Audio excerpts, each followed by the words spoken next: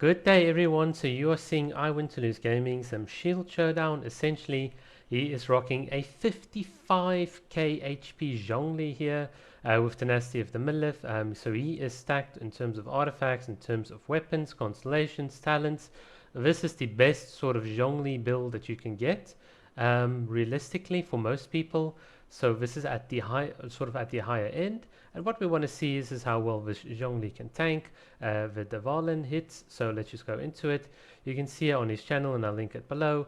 Essentially, Dvalin here does about 3026 sort of damage per tick. He does about 24 ticks, which means the overall damage is 72k.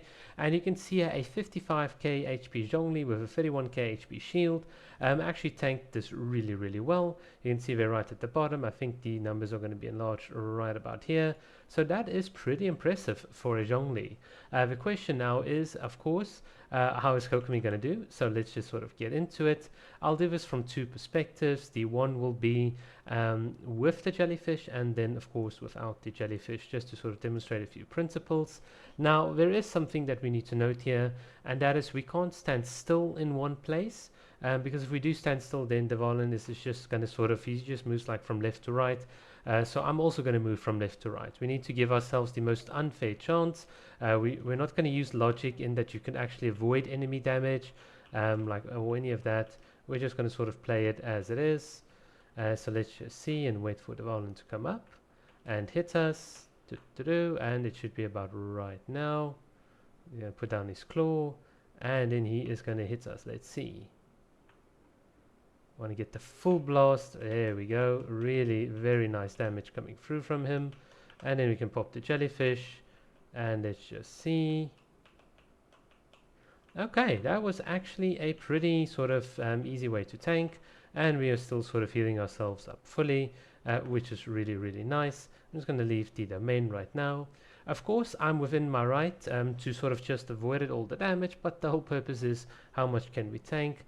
And of course, if you guys saw it, the jellyfish essentially allows us to have about 12k, or about almost like 12.5k sort of heals, which means 6 jellyfish 6, if these were all like concentrated in like only one area, is more than enough to offset Dvalin's damage.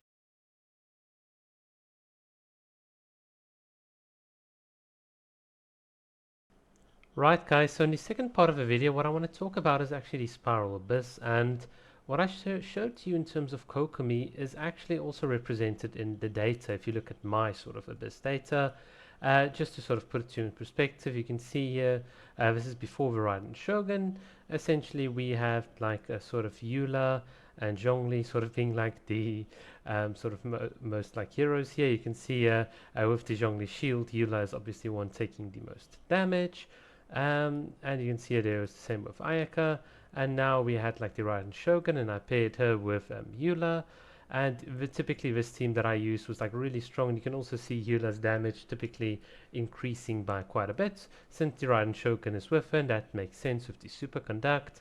And if we now go to Kokomi, you'll notice something very interesting. We've got damage taken by Kokomi being absolutely the most, which is very interesting. So this is like exactly what I said with Kokomi. She is the character in the game that is actually allows me to, in a certain sense, free up my roster so that I can actually use Ayaka and Kokomi, and then that allows me then to use Eula, Raiden Shogun and Zhongli to get some very high stats on the other team.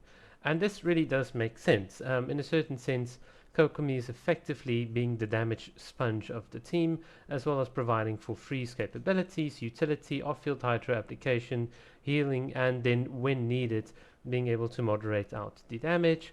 Of course, Kokomi's damage, even at C6, can't compare to Ayaka's, but what's really cool is when Ayaka's E and her sort of C6 ability are offline, that is actually the perfect time to sort of slot in with Kokomi, which is really what I like. But so that's just what I wanted to point out to you guys.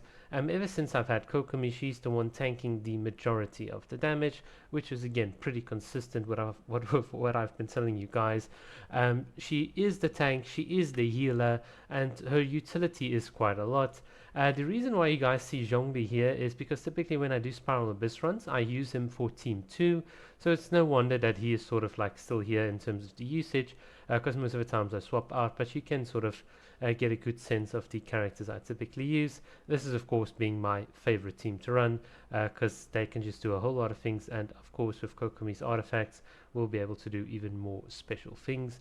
And yeah, it is also interesting, you can see here when I don't run the Raiden Shogun with Eula, her damage potential is sort of way lower than actually running her with Eula, which again, this also been an interesting point to note. But yeah, that's it for this Abyss usage statistics.